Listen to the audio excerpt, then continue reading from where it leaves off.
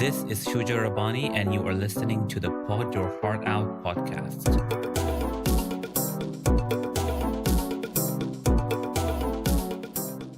I believe that the right to work in a safe and healthy work environment is everyone's human right. A workplace where there is humanity in human resources and a place where leadership leads by example. Join me in today's conversation if you see yourself as an advocate for that kind of workplace. I want to begin by talking about what people are referring to as the second pandemic, or what I would call is also not only is it the second pandemic, but it's also a silent pandemic that is running in parallel simultaneously with the coronavirus pandemic. And that is the issue of mental health. It has been discussed very frequently in the media and in the news about how the coronavirus has been impacting people's mental health with the whole extended period of lockdowns around the world. People feel the fatigue, the mental health fatigue, and also what they're calling the lockdown fatigue.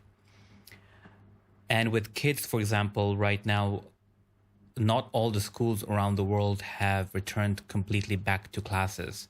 I was watching a news report of a mother who was speaking from New York, and kids in New York are partially supposed to be returning to school sometime soon.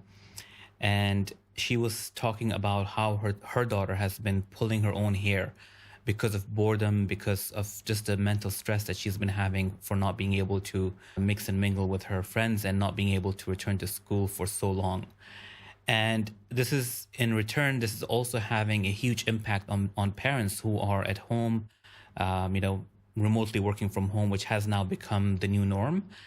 And it's having a serious impact on parents who have to now not only learn to deal with the usual pressure of what's been happening with their work, but also having to deal with kids who are having mental health crisis during a pandemic that's impacting everybody else.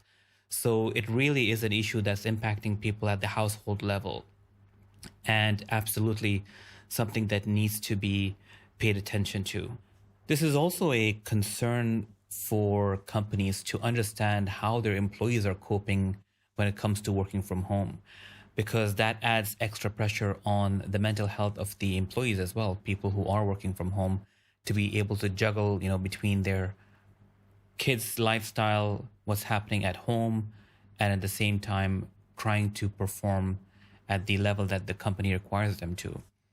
So for those of you who are listening, I'd like to hear from you whether you know of any other stories, or whether you are a parent who is having similar issues in trying to deal with with the mental pressure that the lockdown and the pandemic has been having on your child, and how it been impacting them.